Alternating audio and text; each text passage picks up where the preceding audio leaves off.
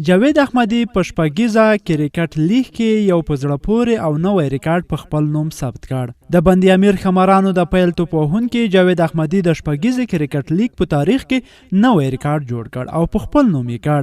په شپږیزه لیگ کې مخکې د یو لوبغاړي له لوري په یوه پڼۍ کې تر ټولو زیاتې 100 منډې شوې وې، خو جاوید احمدي په نننۍ لوبه کې 119 نسوځېدلې منډې وکړې. د بندي امیر خمرانو او بوس ساتونکو ترمنځ شپږیزه کرکټ لیگ 15مه یا د لیگ لوبې وروستۍ لوبه ترسره کیږي چې بندي امیر خمرانو د پچې ګټلو سره لومړی توپ وهنه غوره کړه. د بندي امیر خمرانو له لوري د پیل توپ وهونکي جاوید احمدي په زړه پورې او توپاني توپ وهنه ترسره کړه چې د اتو شپږیزو او 11 څلوریزو پر مټ یې په 3 توپونو 119 منډې وکړې او نسوځېدلی پاتې شو. تر جاوید احمدي مخکې په 2019 شپږیزه کرکټ لیگ کې د بوس ساتونکو لپاره کیمرون ډیلپورټ سلیزه وهلې وه چې د شپږیزې کرکټ لیگ په تاریخ کې لومړی سلیزه وه او جاوید احمدي اوس توپ وهونکی شو چې سلیزه یې ووهله، خو جاوید احمدي بیا د شپږیزې کرکټ لیگ په تاریخ کې تر ټولو زیاتې منډې وکړې او دا ریکارډ یې په خپل نوم کړ. په روان شپږیزه کرکټ لیگ کې بیا نجیب الله زدران 9 نسوځېدلې، ابراهیم زدران 6 نسوځېدلې،